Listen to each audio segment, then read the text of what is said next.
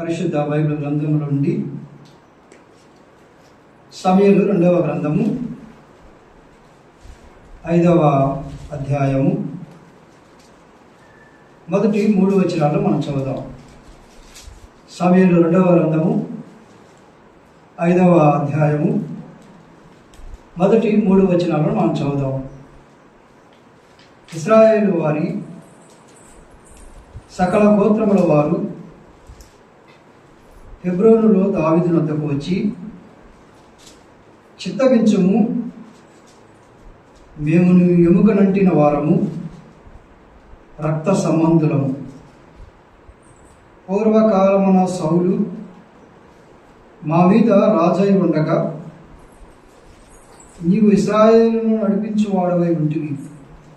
అయితే ఇప్పుడు నీవు ఇశ్రాయేలును బట్టి నా జనులను పాలించి వారి మీద అధిపతివై ఉందువని యెహోవా నిన్ను గురించి సెలవిచ్చి ఉన్నాడని చెప్పి, మరియు ఇశ్రాయేలు వారి పెద్దలందరూ హెబ్రోనులో రాజు వద్దకు రాగా, రాజు అయిన దావీదు హెబ్రోనులో యెహోవా సన్నిధిని వారితో నిబంధన చేసిన కనుక ఇశ్రాయేలు వారి మీద రాజు నగుటకై వారు దావీదునకు పట్టాభిషేకం చేసిరి.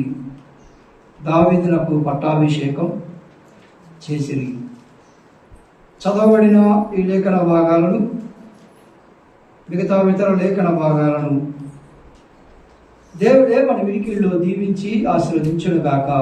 ఆమేన్. ప్రభునందు ప్రియులారా, ఉదయకాల వేళలో చేరువచ్చిన మీ అందరికీ మరోసారి హృదయపూర్వకమైన ప్రేమాందనాలు తెలియజేస్తూ ఉన్నాను. గడిచిన కాలంలో నుండి మనము సమూయేలు 2వ గ్రంథాన్ని ధ్యానం చేస్తూ కొనసాగుతూ వస్తూ ఉన్నాం. దేవుని యొక్క మహాకృపను బట్టి మనము సమూయేలు 2వ గ్రంథము 4వ అధ్యాయాన్ని ముగించాం. 4వ అధ్యాయాన్ని గడిచిన వారంలో ముగించాం. గడిచిన వారంలో మనం ఏం చూసామంటే, ధైర్యాన్ని కోల్పోతే కలిగే నష్టాలు ఏంటో చూసాం. ఇష్బోషెతు అధైర్యపడెను అని మనం చూసాం. అధైర్యపడితే కలిగే నష్టాలు, ఒకవేళ ధైర్యాన్ని మనం కోల్పోతే కలిగే నష్టాలు ఏంటో మనము గడిచిన ఆదివారం ధ్యానం చేశాం. ఏమని అంటే, ధైర్యాన్ని మనం ఎప్పుడైతే కోల్పోతామో అప్పుడు మనం ఖచ్చితంగా సోమరణం అవుతాం. ఎప్పుడైతే మనం ధైర్యాన్ని కోల్పోతామో, ధైర్యాన్ని కోల్పోతున్న ప్రతిసారి ప్రతి వ్యక్తి వారు ఖచ్చితంగా సోమరులు అవుతారు. పని చేయాలనే ఆశ, కోరిక వారికి ఉండదు. ఎందుకంటే భయం. ఎప్పుడైతే భయాన్ని మనం ఆవరిస్తూ ఉంటుందో, పని చేయాలన్న ఆలోచన, దాన్ని జయించాలన్న కోరిక మనకు కలగదు. అదే మనం చూసాం. ఇష్బోషెతు యొక్క ధైర్యం అబ్నేరు చనిపోయాడని అధైర్యపడ్డాడు, అంతే. అదే జ్ఞాపకం చేశారు. నేడు చాలామంది పిల్లలు తల్లిదండ్రుల మీద ఆధారపడి ఉంటారు. ఆ తల్లిదండ్రులు ఎప్పుడైతే లోకయాత్ర ముగిస్తారో వీళ్ళు ఏమైపోతారంటే ఆటోమేటిక్గా సోమరులుగా మారిపోయే, నిరాశ, నిస్పృహలోకి వెళ్ళిపోయేవారు, డిప్రెషన్లోకి వెళ్ళిపోయి ఆత్మహత్యలు చేసుకునేవారు చాలామంది. అదే జ్ఞాపకం చేసి ముగించి దాటి వచ్చాం. రెండోది మనం చూసాం. రెండోది ఏమంటే, సమృద్ధిని కోల్పోతారు. అంటే వారికి కలిగిన ఆరోగ్యాన్ని, వారికి కలిగిన సంపదని, వారికి కలిగిన జ్ఞానాన్ని కోల్పోతారు. ఎలాగో అంటే, ఎప్పుడైతే భయం ఏర్పడుతుందో ఆటోమేటిక్గా వారు ఆలోచన చేసి డిప్రెషన్, అంటే మైండ్ ఖరాబ్ చేసుకోవడం, ఆ డిస్టర్బ్లోకి వెళ్ళిపోతారు. ఆలోచన చేసి ఆ భయం ఎక్కడికో తీసుకెళ్ళిపోతుంది. ఆలోచన మనలో కలిగే భయం చాలా ఆందోళనకు గురి చేస్తుంది. అదే చూసాం.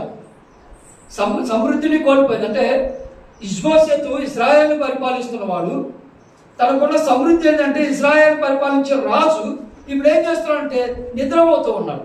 అది మనం చూసాం, దాటి వచ్చాం. అధికారాన్ని కోల్పోయాడు ఇష్బోషెతు. అది చూచి దాటి వచ్చాం. పిల్లరా, ధైర్యాన్ని కోల్పోతున్న ప్రతిసారి మనలో ఏ సమృద్ధి ఉందో మనకు తెలియదు, దాన్ని కోల్పోతాం. మన శక్తి ఎలాంటిదో, మన జ్ఞానం ఎలాంటిదో, మన దేవుడు ఎలాంటి వాడో ఆ విషయాన్ని మనం మర్చిపోతాం. ధైర్యం కోల్పోయినప్పుడు కలిగే నష్టాలు వాటిని చూసాం. మూడోది ఏం చూసామంటే సమస్తాన్ని కోల్పోతాం. సమస్తాన్ని సోమరులం అయిపోతాం, సమృద్ధిని కోల్పోతాం. మూడోది సమస్తాన్ని కోల్పోతాం. అధైర్యపడిన వాళ్ళు చాలామంది భయపడి రిజల్ట్ ఒక గంటలో 2 గంటల్లో వస్తాయని తెలిసినప్పుడు కూడా ఆత్మహత్యలు చేసుకొని వెళ్ళిపోయిన వారు చాలామంది. వివాహాలంటే భయపడిన వారు లేరా? చాలామంది చాలామంది ఎగ్జామ్స్ అంటే భయపడిన. అదే నేను జ్ఞాపకం చేసి ముగించి దాటి వచ్చాను. నేను మరలా విషయాన్ని జ్ఞాపకం చేస్తూ ఉన్నాను. ధైర్యాన్ని కోల్పోయిన ప్రతిసారి మనం సోమరులమయ్యే ప్రమాదం ఉంది. ధైర్యాన్ని కోల్పోతే మనలో ఉన్న సమృద్ధిని కోల్పోతాం, ఆరోగ్యాన్ని కోల్పోతాం. ఆలోచన చేసి చేసి చేసి ఆరోగ్యాన్ని కోల్పోతాం, జ్ఞానాన్ని కోల్పోతాం, మనలో ఉన్న శక్తిని కోల్పోతాం, మనలో ఉన్న ఆ దేవునితో ఉన్న సంబంధాన్ని కోల్పోతాం. మూడోది అదే జ్ఞాపకం చేశారు, సమస్తాన్ని కోల్పోతాం. అంటే సమస్తాన్ని కోల్పోవటం అంటే దేవునితో సంబంధాన్ని తెంచేసుకుంటాం, మన లోకంతో బంధువులతో సంబంధాన్ని తెంచేసుకుంటాం, సంఘంతో సంబంధాన్ని తెంచేసుకుంటాం. అంత మాత్రమే కాదు, సమస్తం అంటే లోకంతో సంబంధాలు తెంచేసుకొని ఆత్మను హత్య చేసేవారు ఉన్నారు. అధైర్యపడిన వారి సందర్భాలు అవి. వాటిని జ్ఞాపకం చేసి దాటి వచ్చాను. రండి, ఈ దినము 5వ అధ్యాయంలోకి మనం ప్రవేశించాం. 5వ అధ్యాయం చూద్దామండి. మనం చదువుకున్న భాగం 5వ అధ్యాయం మనం చదువుతూ ఉండగా 5వ అధ్యాయాన్ని ఇలా జ్ఞాపకం చేస్తున్నాం. 5వ అధ్యాయం చదువుతూ ఉన్నప్పుడు నాయకుని అభిషేకం. ఈ అధ్యాయానికి ఒక పేరు ఏమంటే నాయకుని అభిషేకం. నాయకుడు ఎవరు అంటే దావీదు. దావీదుకి అభిషేకం జరిగించబడింది. చూస్తారా వచనం? 3వ వచనం చూస్తారా? 5వ అధ్యాయము 3వ వచనం. హెబ్రోనులో దావీదు హెబ్రోనులో యెహోవా సన్నిధికి రాగా, రాజైన దావీదు హెబ్రోనులో యెహోవా సన్నిధిని వారితో నిబంధన చేసింది గనుక ఇశ్రాయేలు వారి మీద రాజునగుటకై వారు దావీదునకు పట్టాభిషేకం చేసిరి. మీకు ఒక విచిత్రం తెలుసా? వినాలి చదివారు. దావీదుకి ఈ పట్టాభిషేకం, తైలాభిషేకం. ఒకసారి వినండి, తైలాభిషేకం, అభిషేకం చేయబడి తైలాభిషేకం. రెండోసారి పట్టాభిషేకం చేశారు. ఇది 3వసారి పట్టాభిషేకం. 2 సార్లు పట్టాభిషేకం, ఒకసారి తైలాభిషేకం. ఒకసారి చూస్తే దైవ గ్రంథంలో ఇంతగా అభిషేకించబడిన వారు ఇంకెవరు లేరు. మరలా జ్ఞాపకం చేస్తున్నాం, దైవ గ్రంథంలో ఇంతగా అభిషేకించబడిన భక్తులలో దావీదు మాత్రమే ఉన్నాడు. నెంబర్ 1 ఆయన అభిషేకాన్ని చూడండి. సమూయేలు మొదటి గ్రంథము 16వ అధ్యాయం చూడండి. సమూయేలు మొదటి గ్రంథము 16వ అధ్యాయము 13వ వచనం చూడండి. 13వ వచనం 12 నుంచి చదువుతాం, బాగుంటుంది. అతడు వారిని పిలవనంపించి లోపలికి తోడుకొని వచ్చెను. అతడు ఎర్రని వాడును, చక్కని నేత్రమును గలవాడును, చూచుటకు సుందరుడై ఉండెను. అతడు రాగానే, నేను కోరుకున్నవాడు ఇతడే, నీవు లేచి వారిని అభిషేకించమని యెహోవా సెలవీయగా. డైరెక్ట్గా దేవుడే కోరుతున్నాడు సమూయేలు, నేను కోరుకున్నవాడు ఇతడే, నువ్వు అతను అభిషేకించమన్నాడు. సమూయేలు ఏం చేశాడు? సమూయేలు తైలపు కొమ్ముని తీసి వాని సహోదరులు ఎదుట వానిని అభిషేకము చేసెను. మొట్టమొదటి అభిషేకాన్ని దావీదుకి మనం చూస్తా ఉన్నాం. 2వ అభిషేకం చూడండి. సమూయేలు 2వ గ్రంథము 2వ అధ్యాయము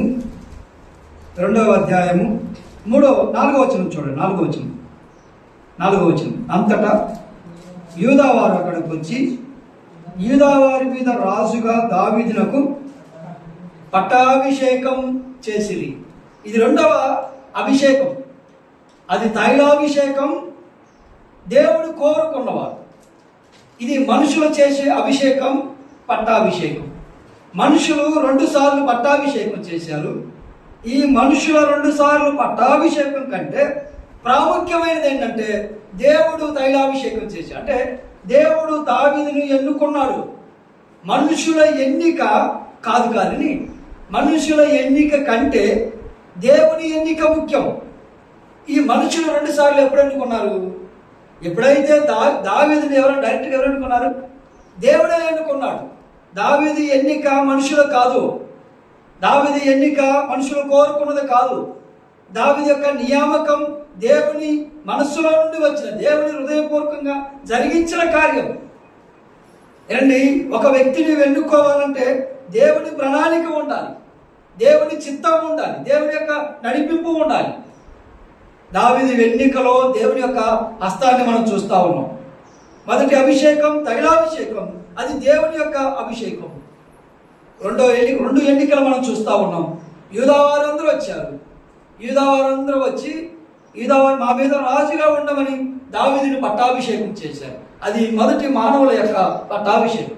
రెండోది చూడండి, రెండోది మనం ఇప్పుడు చదువుకుందాం. సమూయేలు 2వ గ్రంథము 5వ అధ్యాయము 3వ వచనం. కనుక ఇశ్రాయేలు వారి మీద రాజునగుటకై వారు దావీదునకు పట్టాభిషేకం చేసింది. ఇది 3వ అభిషేకం. తైలాభిషేకం, పట్టాభిషేకం, పట్టాభిషేకం. ఈ పట్టాభిషేకాలు 2, ఒకటి హెబ్రోను వారు చేసింది, 2 ఇశ్రాయేలు వారు చేసింది. ఈ 2 ఎన్నికలు ఎవరు అంటే మనుషుల నియామకం. కానీ ఈ మనుషుల నియామకం వెనక దేవుని హస్తాన్ని గుర్తించారు ఇశ్రాయేలు. వినాలి. ఈ అధ్యాయాన్ని మనం చదువుతా ఉన్నప్పుడు నాయకుని అభిషేకం మనం చూస్తూ ఉన్నాం. అది నేను జ్ఞాపకం చేస్తుంది. ఈ మొదటి 3 వచనాలు చూడండి. మొదటి 3 వచనాలు ఏమని మనం చూడబోతున్నాం అంటే మొదటి 3 వచనాలు విస్తరించిన సింహాసనం. విస్తరించిన సింహాసనం. మొదటి 3 వచనాలు విస్తరించిన సింహాసనం. మొట్టమొదటి వాస్తవానికి అబ్నేరు ఇష్బోషెతు ఉన్నంత కాలము దావీదు హెబ్రోను వారి మీదే పరిపాలన కొనసాగించాడు. దావీదు ఏమనయా, ఏం దావీదో, ఏం అబ్నేరో, ఏం ఇష్బోషెతో, ఏ పట్టాభిషేకాలో ఈ వల్ల మాకెందుకు? ఏదన్నా దీవెనలు ఆశీర్వాదాలు మాకు వచ్చాయి చెప్పు, అక్కడ జరిగినవి మాకెందుకు? అదే నా మీ ఆలోచన. దీని వెనక ఒక రహస్యం దేవుడు మనతో మాట్లాడబోతూ ఉన్నాడు. దీని వెనక చాలా పాఠాన్ని దేవుడు మనకు నేర్పబోతూ ఉన్నాడు. ఊరికి దైవ గ్రంథంలో భక్తుల పేరుల్ని, వ్యక్తుల పేరుని దేవుడు రాయించలేదు. కాలక్షేపానికో, కథలుగా చదువుకోవడానికో, లేకపోతే చదివి వదిలేయడానికో దేవుడు మనకి రాయించలేదు. దాని వెనుక దేవుని యొక్క కార్యం ఉంది. అదే మనం ఆలోచన చేయబోతూ ఉన్నాం. ఎందుకు దేవుడు ఈ అధ్యాయాలలో ఇంత స్పష్టంగా మనకు అందించాడో, దీని వెనక దేవుడి యొక్క ప్రణాళిక ఏంటో మనం చదవబోతూ ఉన్నాం. అదే మనం ధ్యానం చేయబోతూ ఉన్నాం. ఏనండి, ఈ 5వ అధ్యాయంలో దావీదు యొక్క రాజ్యం విస్తరించింది. హెబ్రోను మీద ఉండవలసిన వాడు, ఇలా మాట్లాడదాం మీకు అర్థం అవడం కోసం, సంగారెడ్డిలో అదివరకు సంగారెడ్డినే పరిపాలించేవాడు దావీదు. లేదు, నేను మళ్ళా మీరు సంగారెడ్డి ఆడదనుకున్నారు. మీకు అర్థం అవడం కోసం నేను మాట్లాడుతున్నాను. ఇప్పుడు ఏం చేశాడంటే తెలంగాణ రాష్ట్రం అంతా ఇచ్చేసాడు. అర్థమైంది ఇప్పుడు? అది ఆ మాట చెప్పడానికి దావీదు యొక్క రాజ్యం కాబట్టి మొదటి 3 వచనాల్లో విస్తరించింది. అది నేను జ్ఞాపకం చేస్తున్నాను. దావీదు యొక్క రాజ్యం విస్తరించిన సింహాసనం. హెబ్రోనులోనే ఉండవలసి, హెబ్రోను వారిలోనే యూదావారిని పరిపాలించవలసిన వాడు ఇప్పుడు ఇశ్రాయేలు రాజ్యానికి కూడా తన యొక్క సింహాసనం పరిపాలన కొనసాగింది. అది మొదటి 3 వచనాలు. 4 నుండి 16 వచనాల్లో నిర్మింపబడిన దావీదు నగరం. 4 నుండి 16 వచనాలు ఏముంటుందంటే నిర్మింపబడిన దావీదు నగరం. అంతకుముందు యెరూషలేము కాదు. తన యొక్క రాజ్య పరిపాలన హెబ్రోనులో కొనసాగించాడు. యెరూషలేముకి వెళ్ళాల, యెరూషలేములో పరిపాలన కొనసాగించలేదు. ఇప్పుడు ఈ 5వ అధ్యాయంలో నుండే దావీదుకి అవకాశం దొరికింది, యెరూషలేముకు వెళ్ళే అవకాశం. యెరూషలేము ప్రాంతాన్ని ఆయన సుస్థిరమైన రాజ్యముగా, దావీదు యొక్క సింహాసనం పరిపాలించే పట్టణంగా. అసలు యెరూషలేముకు ఒక పట్టణం ఏంటంటే దావీదు పట్టణం కదా. చాలాసార్లు వ్యక్తులు బట్టి ఆ పేర్లు పిలుస్తారు. ఆ ఊరి పేరు కొంతమంది వ్యక్తుల ద్వారా పిలుస్తారు. ఉదాహరణకి మన యొక్క అసెంబ్లీస్లో ఊరికి మీకు అర్థం అవడం కోసం కామారెడ్డి అన్నారనుకో, ఒక వ్యక్తి పేరు చెబుతారు మన అసెంబ్లీస్లో. ఉదాహరణకి ముళ్ళమూరు అన్నారనుకో, ఆ సేవకుడి పేరు చెబుతారు, ఆ సంఘం పేరు. అట్లా ఒక ఊరి పేరు చెబితే ఆటోమేటిక్ ఆ సేవకుడు మన అసెంబ్లీస్లో ఉన్న గొప్ప ప్రాధాన్యత ఏంటంటే, తమ్ముడు అన్నారనుకో పలానా వారు, సంగారెడ్డి అన్నారనుకో పలానా వారు, నసరావేట అన్నారనుకో పలానా వారు. ఎందుకు అంటే ఆ ఊరి పేరు ఆ వ్యక్తులను బట్టి పిలుస్తూ ఉంటాడు. అంటే యెరూషలేము పట్టణము అంతకుముందు మరుగై ఉంది, అంతకుముందు వెలుగులోకి లేదు. ఎప్పుడైతే దావీదు ఆ యెరూషలేము పట్టణానికి వెళ్ళి పరిపాలన చేశాడో దావీదు పట్టణంగా మార్చబడింది. ఆ పట్టణానికి గొప్ప పేరు, ప్రఖ్యాతలు, ఉన్నతమైన స్థానము అంతకుముందు పరిపాలించిన వారి ద్వారా రాలేదు. కానీ దావీదు వెళ్ళి అక్కడ సింహాసనం ద్వారా పరిపాలన కొనసాగించడం ద్వారా ఉన్నతమైన పేరు పొందింది యెరూషలేము పట్టణం. అంతకుముందు యెరూషలేము ఉంది, అంతకుముందు యెరూషలేము పట్టణంలో దేవాలయం కట్టాలని ప్రణాళిక ఉంది. దావీదు ఎంత ప్రయాసపడ్డాడో, దేవుడి మందిరం కట్టాలి యెరూషలేములని. కానీ దేవుడి ప్రణాళిక తన కుమారుడైన సొలొమోను ద్వారా కట్టించాలని. అది 4 నుంచి 16 వచనాల్లో మనం చూడవచ్చు. ఏంటంటే నిర్మింపబడిన దావీదు నగరం, దావీదు పురం అని కూడా పేరు దానికి. దావీదు పట్టణం అన్నా, దావీదు పురం అన్నా, దేవుని పట్టణం అన్నా, దేవుని నివాస స్థలం అన్నా యెరూషలేమే. దానికి ఒక ప్రాధాన్యత ఇచ్చింది ఈ అధ్యాయంలో. ఎలా స్వాధీనం చేసుకున్నారో, ఎలా దాన్ని పరిపాలన చేశాడో ఈ అధ్యాయంలో మనం చూడగలం. తర్వాత 17 నుంచి 25 వచనాల్లో దావీదు పొందిన విజయాలు, 17 నుండి 25 వచనాలలో దావీదు పొందిన విజయాలు ఉంటాయి ఈ వచనాలలో. ఇది అధ్యాయం. 1 నుండి 3 వచనాలలో విస్తరించిన సింహాసనం, 4 నుండి 16 వచనాలలో దావీదు నిర్మింపబడిన దావీదు నగరం, 17 నుండి 25 వచనాలలో పొందిన విజయాలు, దావీదు పొందిన విజయాలు. నెంబర్ 1, రండి మన ప్రాముఖ్యమైన మాట జ్ఞాపకం చేసుకొని మనం ముగిద్దాం. మొదటి 3 వచనాలు ఇప్పుడు మనం ఆలోచన చేస్తున్న భాగం. ఇప్పుడు చెప్పండి, మీరు పేరేంటి చెప్పండి. మొదటి 3 వచనాల పేరేంటి? ఏం పేరు పెట్టుకున్నాం? విస్తరించిన సింహాసనం. మంచి మాట. అయితే నీ కుటుంబాలు, లేదంటే మన కుటుంబాలు, మన సంఘాలు, లేకపోతే మన యొక్క వ్యక్తిగతమైన జీవితం వర్ధిల్లాలి, లేదంటే విస్తరించాలని ఆశ ఉంటుందా ఉండదా? చెప్పాలి. అసలు ఎందుకు మన ప్రార్థనలు, ఎందుకు మన భక్తి, ఎందుకు? చాలా మంది మన భక్తి ఎందుకు? మన కుటుంబం వర్ధిల్లాలి, మీకు అర్థమయ్యే భాషలు. అక్కడ వాస్తవానికి విస్తరించాలి, మన కుటుంబాలు విస్తరించాలి, మన సంఘాలు విస్తరించాలి, మనం విస్తరించాలి. అంటే దాని వెనక బలమైన కారణాలు ఉన్నాయి. ఇలా మాట్లాడుతున్నాం. దావీదు సింహాసనం విస్తరించడానికి ఊరికినే దావీదు సింహాసనం విస్తరించబడలేదు. దాని వెనక 2 కారణాలు ఉన్నాయి. మన కుటుంబాలు వర్ధిల్లాలంటే ఊరికినే మనం వర్ధిల్లం. మన సంఘాలు వర్ధిల్లాలంటే ఊరికినే మనం వర్ధిల్లం. ఏదో మనం పని చేసుకుంటేనేమో, లేకపోతే ఏదైనా చేస్తేనేమో మనం వర్ధిల్లుతామని అనుకోవటం మన ప్రభావం. దాని వెనక 2 కారణాలు ఉన్నాయి. ఒకటి చూడండి, నేను అదే జ్ఞాపకం చేస్తాను, ఆ మాటలను జ్ఞాపకం చేస్తాను. సమయంలో 2వ గ్రంథం 2 జరగాలి. మనం విస్తరించాలంటే 2 ఖచ్చితంగా జరగాలి. ఒకటి సమయాలు 2వ గ్రంథము 3వ అధ్యాయము 1వ వచనం.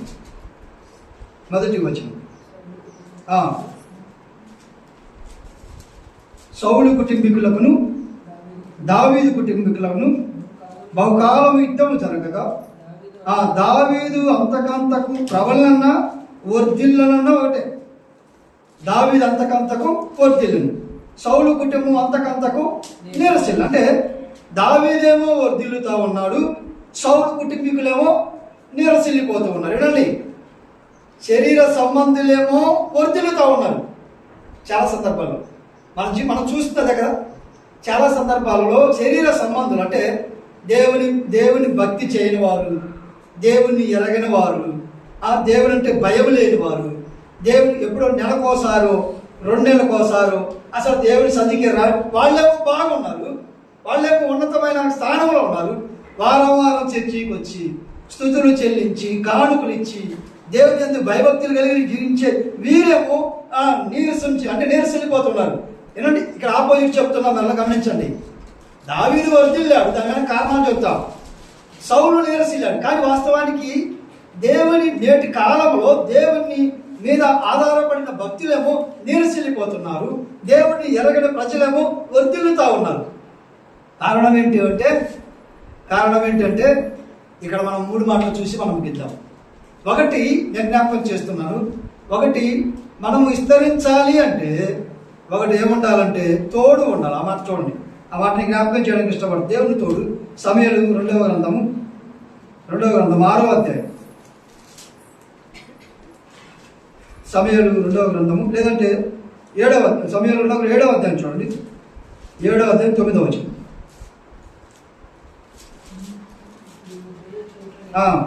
నీవు పోవు చోటు నెలను నీకు తోడుగా ఉండి నీవు శత్రువులందరినీ ఎదుట నిలవకుండా నిర్మూలన చేసి లోకములో గనులైన వారికి పేరు నీకు కలుగు చేసి ఉన్నాడు. అంటే నెంబర్ 1 వినండి, మనము వర్ధిల్లాలి, మనం విస్తరించాలి అంటే నెంబర్ 1 మనకి ఏమవసరం అంటే దేవుని తోడు అవసరం. దేవుని తోడు లేకుండా నువ్వు ఎంత ప్రయాసపడ్డా, ఎంతగా నువ్వు ఆవేశపడ్డా, ఆయాసపడ్డా నువ్వు ఏమీ చేయలేవు. మరలా చెప్తున్నావు, దేవునికి వ్యతిరేకమైన కార్యం నీవు జీవిత కాలం వల్ల ప్రయాసపడినా అది శూన్యమే. దేవునికి వ్యతిరేకమైన కార్యం నువ్వు జీవితాంతం ప్రయాసపడినా అది శూన్యమే. రెండోది, ఒకటి దేవుని తోడు అవసరం. రెండోది చూడండి, ఇదే సమయలు మొదటి గ్రంథం 5వ అధ్యాయం 3వ వచనం. సమయలు 2వ గ్రంథం 5వ అధ్యాయం 3వ వచనం. మరియు ఇశ్రాయేలు వారి పెద్దలందరూ హెబ్రోనులో రాజు వద్దకు రాగా రాజైన దావీదును హెబ్రోనులో యెహోవా సన్నిధిని వారితో నిబంధన చేసింది కనుక ఇశ్రాయేలు వారి మీద రాజునగటకై వారు దావీదునకు పట్టాభిషేకించారు. రెండోది మనుషుల సహకారం అవసరం. రెండోది ఏమవసరం? నేను ఇంకా పాఠంలోకి వెళ్ళాలి, మీకు ఇంట్రడక్షన్ అంతా. దావీదు రాజ్యం విస్తరించింది అని చెప్పారు. ఎలా దావీదు రాజ్యం ఊరికినే విస్తరించాల, దాని వెనక ప్రణాళిక ఉంది, దాని వెనక కార్యం ఉంది. ఆ 2 మాటలు జ్ఞాపకం చేస్తుంది. తర్వాత మీరు దావీదు రాజ్యం ఎలా విస్తరించిందో, దావీదు ఎలా నడుచుకో చూద్దాం. నేనేమని జ్ఞాపకం చేస్తున్నా అంటే 1 నుండి 3 వచనాలలో విస్తరించిన సింహాసనం, దావీదు సింహాసనం ఎలా విస్తరించింది? 1 దేవుని తోడు, రెండోది మనుషుల సహకారం. మనుషుల కుటుంబంలోనైనా సంఘములోనైనా వ్యక్తిగతమైన సహకారము లేకుండా ఏ కుటుంబము వర్ధిల్లదు, ఏ సంఘము వర్ధిల్లదు, ఏ యొక్క పరిచర్య, ఏ యొక్క పని వర్ధిల్లదు. భార్య సహకారము లేకుండా, భర్త సహకారము లేకుండా, పిల్లల సహకారము లేకుండా ఆ కుటుంబం వర్ధిల్లదు. సంఘములో సేవకుని సహకారం లేకుండా, విశ్వాసుల సహకారం లేకుండా, పెద్దల సహకారం లేకుండా ఎవరి తీరు వారు ఉంటే సంఘము ఎప్పటికీ వర్ధిల్లదు. ఏ సంఘము వర్ధిల్లదు. అందరూ సమైక్యత కలిగి ఉంటే, అందరూ సహకారం కలిగి ఉంటే, అందరూ సంఘీభావం తెలిపితే ఆ సంఘం వర్ధిల్లుతుంది, ఆ కుటుంబాలు వర్ధిల్లుతాయి. అదే జ్ఞాపకం చేస్తున్నాను. 1 దేవుని తోడు ఉండాలి, రెండోది కుటుంబంలో సంఘములో సహకారం. అప్పుడే కుటుంబాలు విస్తరిస్తాయి, అప్పుడే సంఘాలు విస్తరిస్తాయి, అప్పుడే దేవుని పరిచర్య విస్తరిస్తుంది. ఇప్పుడు చెప్పండి, విస్తరించాలంటే ఏమవసరం? 1 దేవుని తోడు అవసరం, 2 మనుషుల సహకారం అవసరం. దావీదు యుద్ధంలో గెలిచిన, మోషే యుద్ధంలో గెలిచిన, సమూయేలు యొక్క ప్రార్థనా పరుడైన, ఎంతో మంది యుద్ధ వీరుడైనప్పటికీ దాని యొక్క బలమైన కారణం ఏంటంటే సహకరించే వారు ఉన్నారు. సహకరించాలి, అదే అప్పుడే విస్తరిస్తాయి. ఇప్పుడు ఇప్పుడు మన అసలైన పాఠం ఏంటంటే దావీదు ఎలా విస్తరించాడు. అది దావీదు సింహాసనం విస్తరించిందని చూశాడు. ఎందుకు? టూకీగా సింహాసనం విస్తరించింది చూశాడు. అట్లయితే అసలు దావీదు ఎలా ఉంటే విస్తరించాడు? అది మన కుటుంబాలు ఎలా ఉంటే వర్ధిల్లుతాయి, ఎలా ఉంటే విస్తరించుతాయి. మీరు అన్నట్లుగా దేవుని తోడు లేకపోతే మనుషుల సహకారం అని చెప్పగలం. కానీ దావీదు ఎలా నడుచుకున్నాడు? అది మన పాఠం. మన పాఠం ఏంటంటే దావీదు ఎలా నడుచుకున్నాడా చూద్దాం. అసలు నడిచాడా లేదా, దావీదు ఏ విధంగా నడిచాడా చూద్దాం. అయితే దావీదు దేవుని పట్ల ఎలా నడుచుకున్నాడు? మనము దేవుని తోడు అవసరం అన్నాం కదా. దేవుని తోడు ఎట్లా అవసరం? మరి ఎలా దొరుకుతుంది దేవుని తోడు అంటే? దేవుని తోడు అవసరం అంటే దేవుడు చెప్పినట్లుగా చేస్తే, దేవుడు చెప్పినట్లుగా దావీదు ఎలా నడిచాడో చూస్తే ఆటోమేటిక్గా దేవుని తోడు మనకి దొరుకుతుంది. అర్థమైందా? మనం ఏమో చూసామంటే దేవుని తోడు అవసరం, మనుషుల సహకారం అవసరం చూసాం. అట్లయితే దేవుని తోడు ఎలా దొరుకుతుంది మనకి? ఎట్లా దొరుకుతుంది? దావీదు దగ్గరికి వెళ్దానండి, ఆయన చెప్తాడు దేవుని తోడు ఎలా దొరికిందో. దావీదు ఎలా నడుచుకున్నాడో చూద్దాం. దావీదు సింహాసనం విస్తరించడానికి దేవుని తోడు అవసరం. అట్లయితే దేవుని తోడును ఎలా సంపాదించుకున్నాడు ఈ దావీదు? మన వర్తమానం అదే. దేవుని తోడును ఎలా సంపాదించుకున్నాడు ఈ దావీదు? నెంబర్ 1, దావీదు ఎలా నడిచాడు చూడండి. అందుకే దేవుడు తన తోడును అనుగ్రహించాడు. చూడండి, నెంబర్ 1 చూద్దాం. సమూయేలు 2వ గ్రంథము 6వ అధ్యాయము 14-15 వచనాలు గమనించాలి చాలా జాగ్రత్తగా. దేవుడి తోడు ఎలా సంపాదించుకున్నాడు దావీదు చూద్దాం. సమూయేలు 2వ గ్రంథము 6వ అధ్యాయము 14-15 వచనం చదవండి. ఈసారా?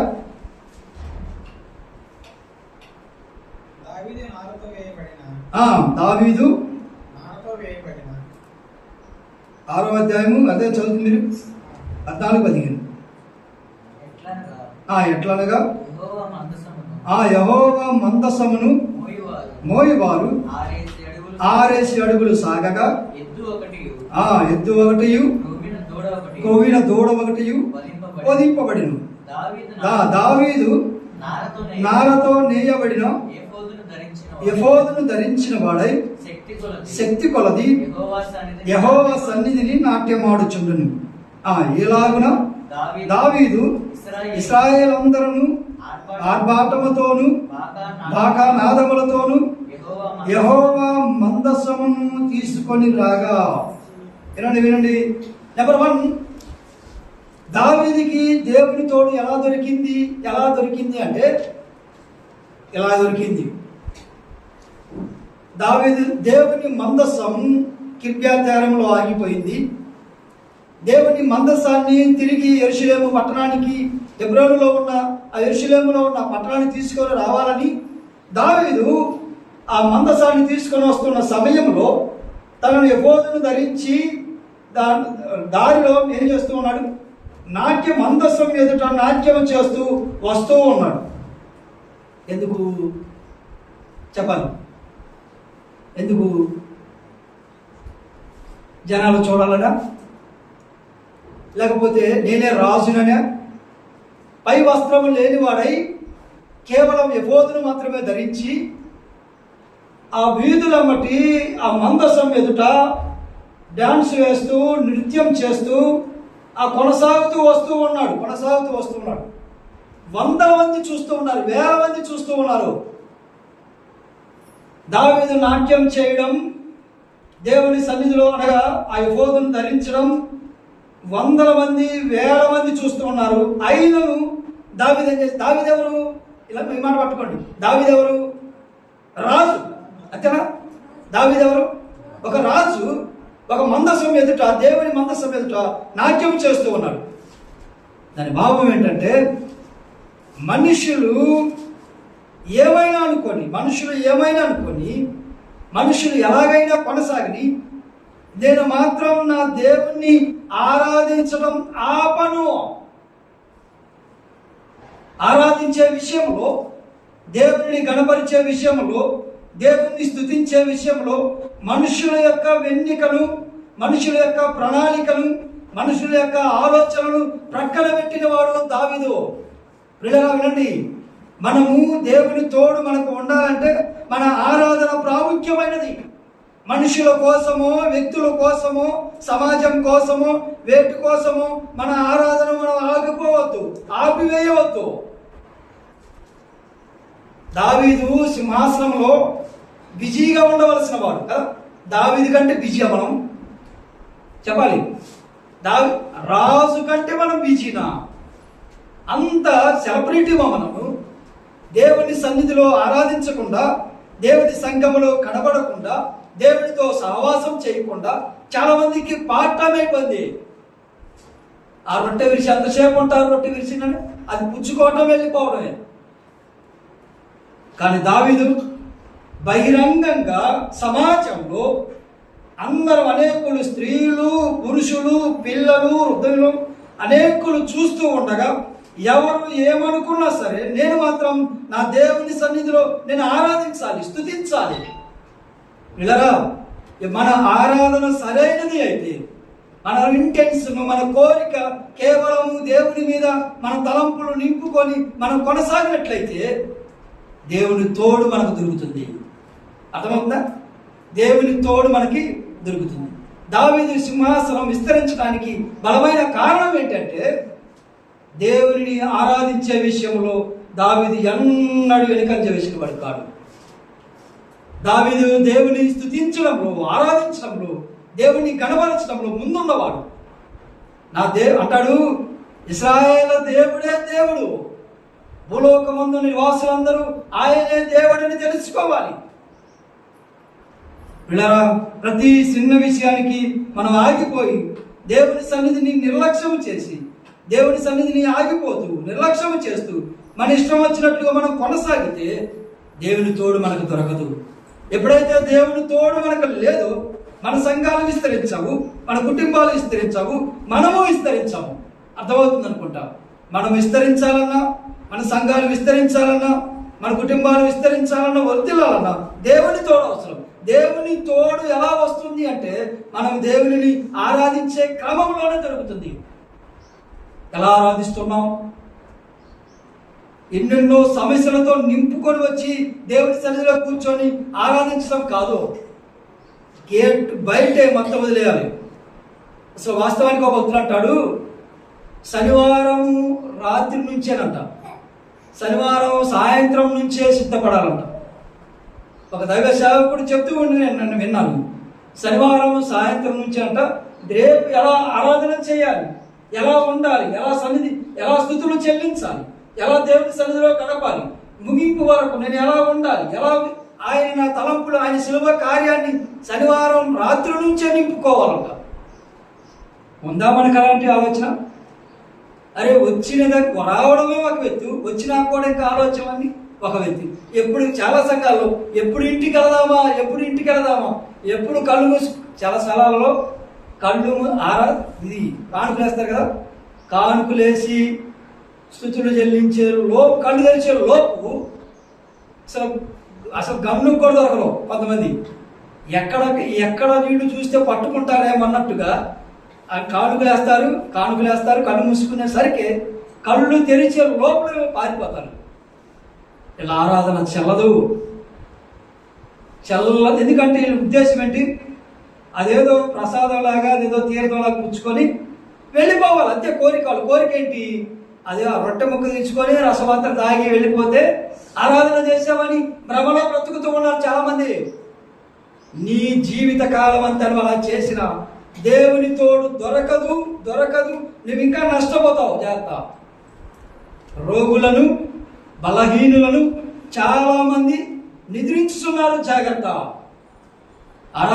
ఆరాధించే విషయంలో మనం క్రమంగా లేకుంటే, ఆరాధించే విషయంలో మనం బలంగా లేకుంటే, మన హృదయ తలంపులు నిండా ప్రభువైన యేసుక్రీస్తు వారిని నింపుకొని నరనరములో ఆయన్ని జీర్ణించుకొని మనం కూర్చోవాలి. అది ఆరాధన అంటే.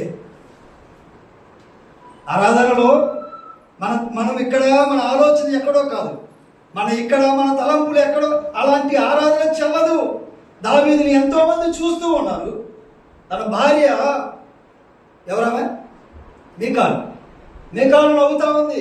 మనసులో ఈయనపరిచింది దావీదుని. అయినా దేవుణ్ణి స్తుతించడం, ఆరాధించడం ఆపని దావీదు. పిల్లరా, మన బంధువులు అడ్డగించిన, మన స్నేహితులు అడ్డగించిన, మన పనివారు అడ్డగించిన, మన భార్య అడ్డగించిన, మన భర్త అడ్డగించిన దేవుని సన్నిధిని మనం ఎన్నడూ విడవవద్దు. దేవుని సన్నిధిలో ఆరాధన ఆపవద్దు. అందుకే దావీదు సింహాసనము వర్ధిల్లింది. దావీదు సింహాసనం వర్ధిల్లాలంటే దాని వెనుక దావీదు చేసిన కార్యం మొట్టమొదటిది దేవుణ్ణి ఆరాధించడంలో ముందున్నాడు. కాబట్టి దేవుని పట్ల ఎంత ప్రణాళిక ఉందో, దేవుని ఎలా స్తుతించాలో, దేవుని ఎలా ఆరాధించాలో మనసులో నింపుకున్నాడు. కాబట్టి దేవుని పట్ల ప్రేమ కలిగి ఉన్నాడు. కాబట్టి దేవుడు దావీదుని వర్ధిల్ల చేశాడు. నెంబర్ 1, దావీదు ఆరాధన దేవుని తోడు దొరికింది. నెంబర్ 2 రండి, నెంబర్ 2కి వెళ్ళిపోదాం. త్వరగా ఇక 2 మాటలు జ్ఞాపకం చేసి నేను ముగిస్తాను. నెంబర్ 2, 2 సమూయేలు మొదటి గ్రంథం 17వ అధ్యాయం. సమూయేలు మొదటి గ్రంథము 17వ అధ్యాయము 38 నుంచి చదువుదాం. 38 నుంచి చదువుదాం. పిమ్మట సౌలు తన యుద్ధ వస్త్రములను దావీదులకు ధరింపజేసి రాగి స్థిరస్థానం ఒకటి అతనికి కట్టి యుద్ధ కవచమును తొడిగించెను. ఈ సామాగ్రి దావీదులకు వాడుకోలేదు కనుక తాను తొడిగిన వాటిపైన కత్తి కట్టుకొని వెళ్ళగలిగినది లేనిది చూసుకున్న తర్వాత దావీదు ఈ మాట పట్టుకొని, ఇవి నాకు వాడుక లేదు, వీటితో నేను వెళ్ళలేనని సౌలుతో చెప్పి వాటిని తీసివేసి. 2, దావీదుకి దేవుని తోడు ఎలా దొరికిందో 2 చూస్తా ఉన్నాం. గొల్యాతు నిలబడి ఉన్నాడు. ఇశ్రాయేల్ యొక్క సైన్యం అంతా వాడికి భయపడతా ఉంది. ఇంతలో దావీదు ప్రవేశించాడు. దావీదు అన్నాడు, నేను ఆ సున్నతి లేని ఆ ఫిలిష్తీయుణ్ణి నేను చంపివేస్తానని పోరాడుతా ఉన్నాడు. ఆ విషయం ఈ విషయం ఆ విషయం ఎక్కడికి వెళ్ళిపోయింది? సౌలు దాకా వెళ్ళిపోయింది, సౌలు వరకు వెళ్ళిపోయింది. ఇప్పుడు సౌలు అన్నాడు, నువ్వు విద్యాభ్యాసం చేసిన వాడవు కావు, నువ్వు బాలుడవు, నువ్వు వాడితో పోరాడలేవు. ఆ యుద్ధ రంగంలో విద్యాభ్యాసంలో కలిగిన వారు సైతం భయపడుతూ ఉన్నారు. అతని ఆకారాన్ని చూసి భయపడతా ఉన్నాం. నువ్వు ఎలా వారితో పోరాడతావు? ఒకవేళ నువ్వు వెళ్తా అన్నావు కదా, దావీదు చెప్పాడు, నేను సింహంతో పోరాడాను, ఎలుగుబంటితో పోరాడాను, ఈ ఫిలిష్తీయులు అంతా వాడిని వెళ్తా ఉన్నాడు. అట్లయితే నువ్వు వెళ్తానన్నావు కదా, ఇగో నా ఆయుధాలు ఉన్నాయి తీసుకో, నా ఆయుధాలు ఉన్నాయి, నా రక్షణ కవచాలు ఉన్నాయి తీసుకో. దావీదు అన్నాడు, అవి నాకు వాడుక లేదు. ఇప్పుడు చెప్పండి, దేని మీద దావీదు ఆధారపడ్డాడు? అలా వినాలి. చాలాసార్లు మనము ఎట్లా ఉంటాం కదా, ఏమని, దావీదు వడిసెలో రాయి పెట్టి కొట్టాడు, రాయి పెట్టి కొడితే పట్టాడు. వాస్తవమే. కానీ తన వడిసెల మీద ఆధారపడిన వాడు కాదు, తన రాయి మీద ఆధారపడిన వాడు కాదు, సౌలు ఇచ్చే శిరస్త్రాణ వస్త్రాల మీద ఆధారపడిన వాడు కాదు, సౌలు ఇచ్చే కత్తి మీద ఆధారపడిన వాడు కాదు, తన మీద ఆధారపడిన వాడు కాదు, తన చేతులకు యుద్ధాన్ని నేర్పిన వాడు, తన దేవుని మీద నేను జ్ఞాపకం చేస్తున్న మాట అంటే దేవుని మీద ఆధారపడిన వాడు కాబట్టే గొల్యాతుని గెలవగలిగాడు. దేవుని మీద ఆధారపడిన వాడు కాబట్టే దేవుని తోడు అతని తోడై ఉంది. 2వది ఏంటంటే, మనము దేవుని మీద ఆధారపడాలి. అర్థమవుతుందా? దావీదుకి సౌలు ఆయుధాలు ఇచ్చినా వద్దన్నాడు, కత్తి ఇచ్చినా వద్దన్నాడు. అబ్రాహాము కూడా అబీమెలెకు ఇచ్చాడు, నాకు వద్దన్నాడు. కొంత సొమ్ము ఇచ్చాడు. రాజులను గెలిచి వచ్చిన తర్వాత లోతు సమూహాన్ని పోగొట్టుకున్న వాటిని, లోతు భార్యను, అబ్రాహాముకి సంబంధించిన వారందరూ తీసుకొని వచ్చిన తర్వాత అబీమెలెకు అన్నాడు, ఇదిగో నేను కొంత సొమ్ము ఇస్తానన్నాడు. నాకొద్దు.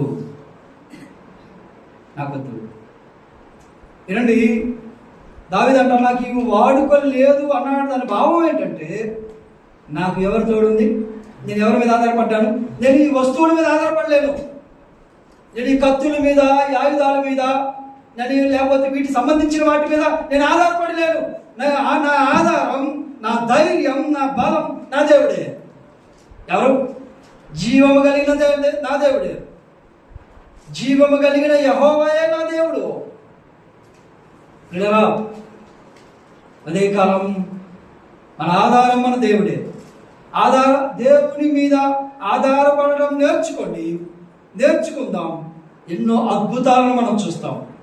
చీటికి మాటికి వ్యక్తుల మీద ఆధారపడడం, చీటికి మాటికి ప్రజల మీద ఆధారపడడం, చీటికి మాటికి నాయకుల మీద ఆధారపడడం కొంతవరకు అది మేలు చేస్తుంది, కానీ దాని ద్వారా మనకి నష్టమే. దాని ద్వారా మనకి ఏ ప్రయోజనం ఉండదు. కొంతవరకు మేలు ఉంటుంది, కానీ అది చివరికి దాని పతనం, దాని ఫలితం చివరికి శూన్యమే. వ్యక్తులు కడదాకా రారు, నాయకులు కడదాకా ఉండరు, ప్రజలు కడదాకా ఉండరు. దేవుడు మాత్రం సదాకాలం మనం చూసాము ఆరాధనలో. శిష్యులతో దేవుడే ఉన్నాడు, మీతో నేను సదాకాలం ఉంటాను, ఇక సమాప్తి వరకు మీతో ఉంటాను. దేవుడు మనతో ఉంటాడు. పిల్లరా, మనము దేవుని మీద ఆధారపడడం నేర్చుకుందాం. భక్సింగ్ గారు అంట ప్రతి చిన్న విషయాన్ని దేవుని మీద ఆధారం. ఎట్లాంటిదంటే ఒక దివ్యాన్ని కొనాలన్నా కానీ దేవుని మీద ఆధారపడి అడిగేవాడంట, ప్రభా ఒక దివ్యానం కొనాలా వద్దా? కటింగ్ చేయించుకోవాలన్నా కానీ దేవుని దగ్గరికి వెళ్ళి ప్రార్థన చేసేవాడంట, ప్రభా ఈరోజు నేను కటింగ్ చేయించుకోవాలా వద్దా అని. మనమైతే దేవుని అనుమతి అవసరంలో డబ్బులు ఉంటే చాలు. కటింగ్ చేసేవాడు ఉండాలా, జేబులో డబ్బులు ఉండాలి. భక్తులు అసమానమైన జీవితాన్ని జీవించారు అంటే దానికి కారణం ఏంటంటే ప్రతి విషయంలో దేవుని మీద ఆధారపడ్డారు కాబట్టి వాళ్ళు అలాగ చరిత్రలో నిలిచిపోయారు. మన సంఘంలోనే మన పేరు తెలియదు చాలాసార్లు. కారణం ఏంటి? మనం లేచిన దగ్గర నుంచి ఇతరుల మీద ఆధారపడతాం. దేవుని మీద ఆధారపడనంత వరకు నువ్వు చేసే ప్రతి పని శూన్యమే. అలా చెప్తున్నాం. నీ ఆరాధన సరిలేకపోతే దేవుని తోడు నీకు దొరకదు. మనం దేవుని మీద ఆధారపడకపోతే మనం చేసే పని, మనం చేసే కార్యాలన్నీ శూన్యమే. భక్తులు అసమానమైన జీవితం జీవించడానికి గల కారణం ఏంటంటే దేవుని తోడు అవసరం. దేవుని తోడు ఉండాలంటే మన ఆరాధన సరైనది ఉండాలి. దేవుని తోడు ఉండాలంటే మనం దేవుని మీద ఆధారపడి ఉండాలి. ప్రతి విషయంలో దేవుని మీద. భక్తులు ఎంతో మంది దేవుని మీద ఆధారపడిన వారు. వాస్తవానికి మోషే చనిపోయాడు. అమ్మా చనిపోయాడు కదా. ఏమన్నా చూసారు? మా ఊరు, మీ ఊరిలో మోషే కాదు, బైబిల్లో ఉన్న మోషే. మోషే చనిపోయిన తర్వాత యెహోషువకి ధైర్యం పెరిగిందా, సడలిందా? మోషే ఇప్పుడు చాలా స్థలాల్లో ఎప్పుడైతే సేవకుడు చనిపోతాడో పక్కన వాళ్ళకి, ఆయన పక్కన నడిచే వాళ్ళకి కొంతమంది ధైర్యం వచ్చింది. ఇక మా సేవకుడు లేడు, నేనే ఆయన తర్వాత నేనే ధైర్యం వచ్చింది. కానీ ఈ సేవకుడు చూడండి, ఈ సేవకుడు యెహోషువకి, నూను కుమారుడైన యెహోషువ, ఈ సేవకుడు నీరసిల్లిపోయాడు. ఇంకో మాటగా చెప్పాలంటే బలహీనుడైపోయాడు. అయ్యో మా సేవకుడు, మా నాయకుడు మోషే చనిపోయాడు, మేమేం చేయాలి, ఎలా నడవాలి, ఎలా కాలాన్ని తీసుకెళ్ళాలి, ఎంతమందిని ఎలా తీసుకెళ్ళాలని నీరసిల్లిపోయాడు. దేవుడు వదిలిపెట్టాడా? అంటాడు. అసలు అక్కడ అద్భుతమైన మాట ఉంది, చూడండి సార్, రండి ఆ మాట చదువుదాం. యెహోషువ గ్రంథం 1వ అధ్యాయం 5వ వచనం చూడండి. దేవుడు మాట్లాడుతాడు చూడండి. అక్కడ యెహోషువతో దేవుడు మాట్లాడుతున్నాడు చూడండి. మొదటిగా అధ్యాయం యెహోషువ గ్రంథం 1వ అధ్యాయం 5వ వచనం. నీవు బ్రతుకు దినములన్నిటిను ఏ మనుష్యుడు నీ ఎదుట నిలవలేక ఉండును, నేను మోషేకు తోడై ఉండినట్లు నీకును తోడై ఉండును, నిన్ను ఎడవను, నిన్ను ఎడబాయను, నిబ్బరము కలిగి ధైర్యంగా ఉండును. నిబ్బరము కలిగి ధైర్యంగా ఉండును. 7వ వచనం. అయితే నువ్వు నిబ్బరము కలిగి జాగ్రత్త పడి బహుధైర్యంగా నుండి నా సేవకుడైన మోషే నీకు ఆజ్ఞాపించిన ధర్మశాస్త్రం అంతటి చొప్పున చేయవలను. నువ్వు నడుచు ప్రతి మార్గంగా చక్కగా ప్రవర్తించినట్లు నీవు దాని నుండి కుడికి కానీ ఎడమకు కానీ తొలగకూడదు. అంటే నువ్వు నీ ధర్మశాస్త్రాన్ని ఇచ్చాను, నీకు అన్నీ ఇచ్చాను, నువ్వు భయపడతో, నువ్వు నా మీద ఆధారపడి ఉండు. ఏ మనుష్యుడు నీ ఎదుట నిలవనేరడో, నువ్వు అడుగు పెట్టు ప్రతి స్థలము నీకు ఇస్తాను. దేవుడిచ్చి అభయించుడు ఎంత గొప్పది. నువ్వు నా మీద దేవుడు దాని భావం ఏంటంటే నువ్వు నా మీద ఆధారపడి ఉండు, నేను నీకు తోడై ఉంటాను. పిల్లల ఇంతవరకు ఎవరి మీద ఆధారపడి ఉన్నామేమో, ఎవరెవరో ఏదో చేస్తారని ఆశించి ఊహించి నష్టపోయావు. నువ్వు చాలాసార్లు నష్టపోయావు. దేవుని మీద ఆధారపడు. ఆయన నరమాత్రుడు కాదు, ఆయన ఏమాత్రము మోసము చేయడు. మాట ఇచ్చి సెలవీయక ఉండని దేవుడు కాదు ఆయన, నెరవేర్చకుండా ఉండని దేవుడు కాదు ఆయన. మాట ఇచ్చాడంటే ఖచ్చితంగా నెరవేరుస్తాడు. మనుషులు తప్పవచ్చు, ఆయన మీద ఆధారపడి, ఆయన ఎంతైనా ఆధారపడదగిన దేవుడు, ఆయన ఎంతైనా నమ్మదగిన దేవుడు. ఆయన మీద ఆధారపడదాం. దేవుడి మీద ఆధారపడ్డాడు కాబట్టే దావీదుకి దేవుని తోడు దొరికింది, సింహాసనము విస్తరించింది. మూడో మాట అలా జ్ఞాపకం చేసి ముగిస్తే అయిపోయిన సమయం. మూడో మాట జ్ఞాపకం చేస్తాను. మూడో మాట సమయాలు 2వ గ్రంథం 16వ అధ్యాయం 5వ వచనం. చాలా ఉంది కానీ ఊరికి ఒక మాట జ్ఞాపకం చేస్తాం. ప్రభు చిత్తం అయితే మరోసారి వాటిని జ్ఞాపకం చేస్తాం. మూడో మాట 16వ అధ్యాయము 7వ వచనం. మీకు డైరెక్ట్గా అడిగి వెళ్ళిపోతాం. ఈ సిమి నరహంతకుడా, దుర్మార్గుడా, చీపో నీ వేల